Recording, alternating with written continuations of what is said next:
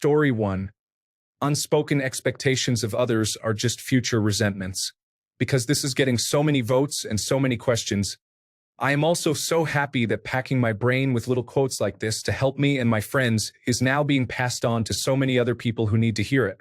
This quote is not suggesting that you stop expecting things from others. It just means that if you do have expectations of others, it's your responsibility to make the other person aware of them. For example, if you expect your husband to clean the dishes after you've cooked dinner but you never voice those expectations to him, then eventually you will resent him for not doing it. People need to be taught how we would like them to be our friends. Then it's up to them if they want to do those things or not. Story 2. A therapist once told me, "You don't have to fix everything at once. Just start somewhere." It helped me let go of the pressure to be perfect and focus on small steps. It made the bigger issues feel less overwhelming. Story 3. The urge to binge lasts 7 minutes. I struggled with binge eating disorder for 20 years and finally sought help last January. I would get the urge to binge around the same time every night, around 9:30. I bought a little Sudoku book from the dollar store and played for 10 minutes every time I got the urge to binge. Obviously, it took a lot more than that statement for me to begin my recovery, and those 7 minutes were absolutely grueling for the first few months, but I can proudly say I've been binge-free since February 1st, 2023. Story 4. My therapist and I were discussing how I felt about a deep betrayal from my now ex-wife. I was criticizing myself for not seeing how bad she really was when there was plenty of evidence. He wrote down something on his yellow notepad and then held it up close to my face, almost touching my nose. He asked, "What's that say?" I couldn't read it. It was too close to my face. Stepping back a bit, I read that it said, "You're too close to see it." He was right. I was too close to the problems and the situation to have seen it, whereas in retrospect it was so obvious. I stopped criticizing myself over it and was able to let it go. Story 5. Depression doesn't have to be sadness or the lack of happiness. It could come in the form of unresolved anger. It made me reframe a lot of what I was trying to fix. Story 6. That child who was never loved or acknowledged is still waiting. Not on your parents, but on you. You are her parent now.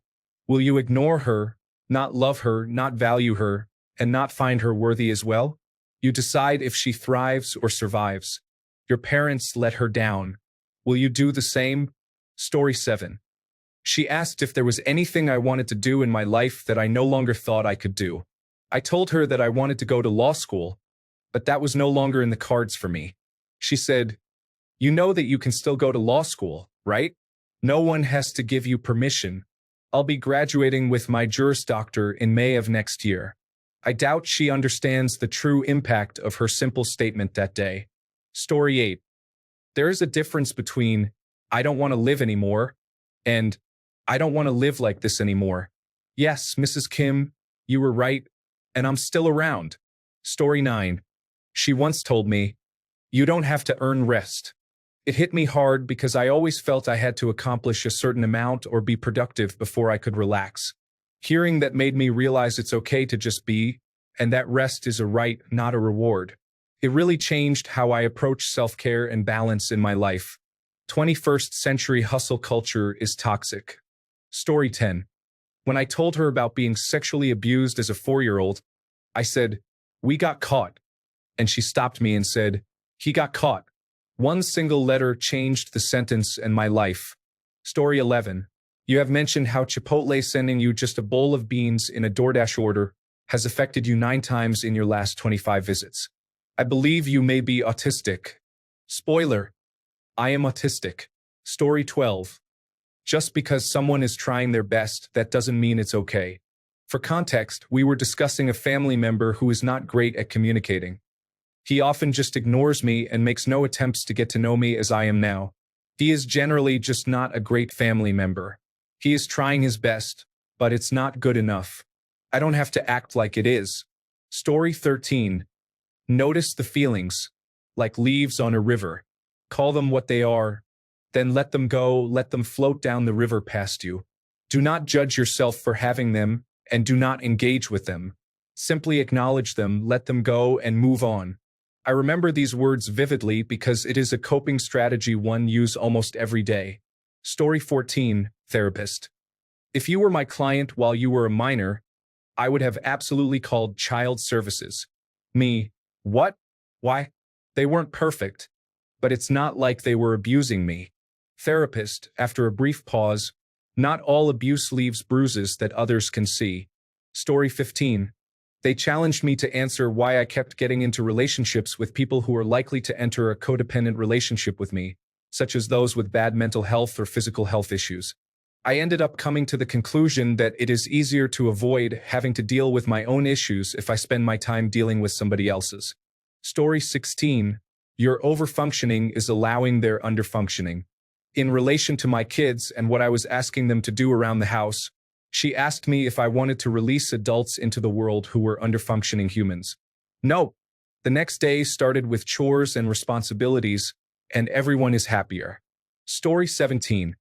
Maybe the reason it's so hard to believe your significant other loves you is because it's the first time in your life you've ever experienced unconditional love. Story 18. Not my therapist, but my psychiatrist. There's nothing I can prescribe you to make your job not suck. Also, I got my first 1-star review recently, and I thought of you. Story 19. Of course, you are anxious. You are an introvert and a natural leader. They are not mutually exclusive. I completely nailed the root of my problem. I had worked so long in sales, learning to be chatty, that I forgot how much I like being alone. Story 20. When you get married, realize that you are marrying multiple people. Who you are and who your spouse is today is not going to be who they are 10 to 15 years from now. This changed the way I view a lot of discussions with my partner ever since. Story 21. I had talked recently about my inability to find a partner because I am looking for something specific and not a lot of women fit what I am looking for. She paused for a minute and asked me, well, what kind of partner do you want to be? It blew my mind and completely changed my approach to dating. Story 22. For me, it was a time I was talking about how self-conscious I was when dating and what that other person thought of me. She told me, you're so focused on whether that person would like you that you don't even realize if you even like them back. Story 23. You didn't deserve what you went through as a child, and you also don't deserve to blame yourself for things that happen that are out of your control. Burst into tears hearing that. Story 24. Why did not you tell him to stick it? Umbrellas? Up his behind? I had seen this psychiatrist for over 10 years and had developed a good rapport with him.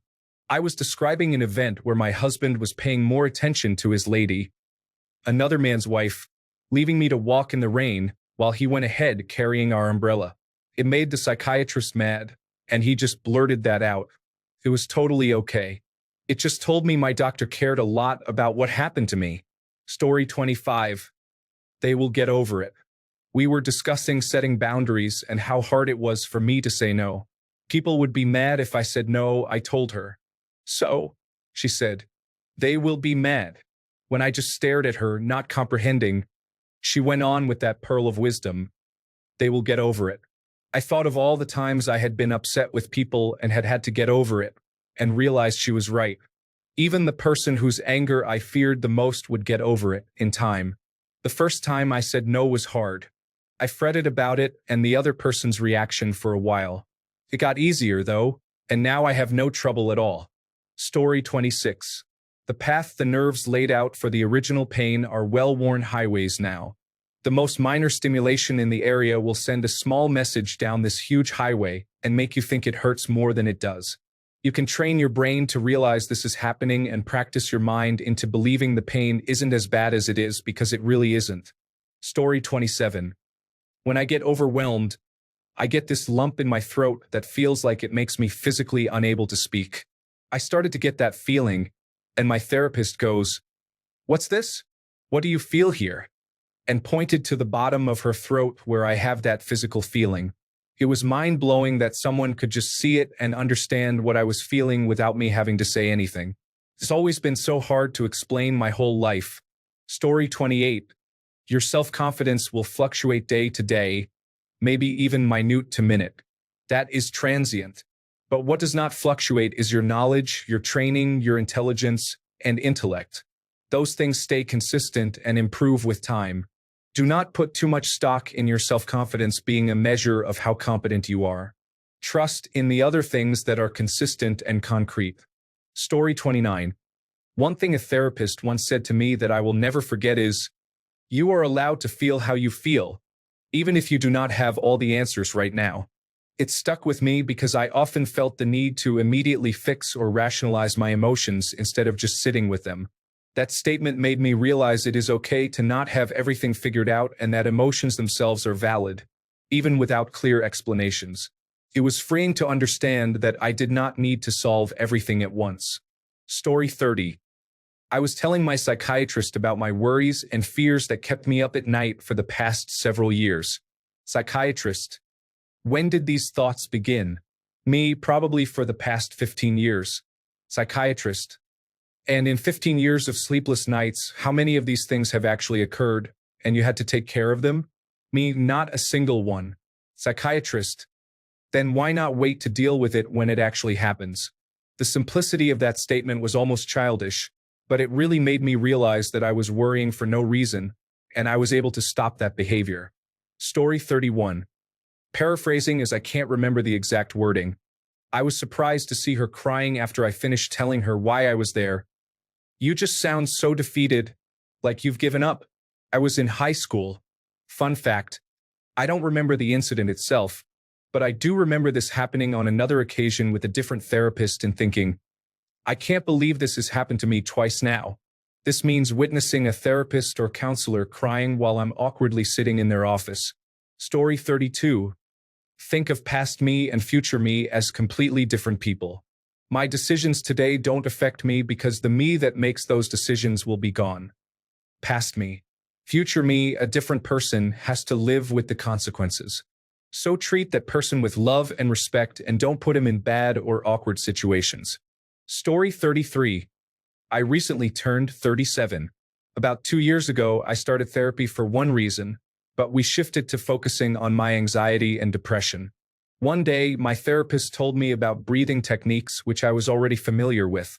She mentioned a child patient who would say, "Smell the flowers, blow out the candles," meaning breathe in through your nose and out through your mouth.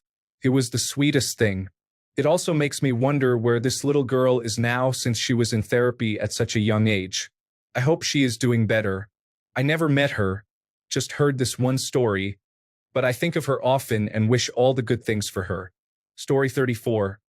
Today my therapist spoke out loud to the part of me that is depression, thanked it for doing its best to keep me safe, but said that it's time for a new job now because we're healing. We're working on what that job could be, maybe reminding me to rest. Story 35. When I first read your file, I thought for sure I would see a long history of dysfunctional relationships, violent crime, and prison time. Instead, you've managed to turn into a relatively normal person. I see 5 different traumas from your childhood, any one of which would be enough to have derailed the life of most people. The fact that you're relatively normal is actually a testament to you as a good person. Made me cry. It's hard to say to people, sure, I'm messed up, but at least I deserve some credit for not being anywhere near as messed up as I could be, and have them understand. It was nice to be seen and understood by someone. Story 36. That I am a narcissist. It really helped bring it to light and made it easier to make choices that do not align with that and helped me be a better person. Story 37. She made me sit at a park and look at the children at a playground and asked me how I could have done anything to deserve the abuse at that age. I was in a space where I felt I was to blame somehow. I will never forget my rage at realizing I was a baby. Story 38. She said, most of the problems that exist between couples revolve around differing, uncommunicated expectations of the future. I find it's very accurate. Story 39. You seem to view all your parenting decisions as needing to be a 100% success. It's okay to make decisions that turn out to be 80% success or 90% success. This actually helped me a lot as I was paralyzed with indecision and anxiety anytime I had to make a decision that would moderately or significantly impact my kids. Story 40. My therapist accidentally, word for word, said my definition of love to me without realizing it when pressed for time at the end of a session and trying to explain how to love myself properly. Honestly, it changed my life. It made me realize that I wasn't caring for myself as much as I would even a stranger. Story 41. Told me I couldn't be helped because I didn't have a before-trauma baseline to return to since the abuse started at infancy. If my child wasn't waiting for me, I would have walked straight into traffic. I've since decided that is completely untrue and that anyone can be helped once they figure out what their new safe baseline should be. But also, forget that person. She should find a new profession since she's apparently afflicted with being unhelpful. Story 42.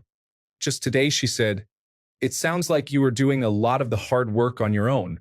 You have been through a lot and you are still trying, and I am in awe of that." Story 43.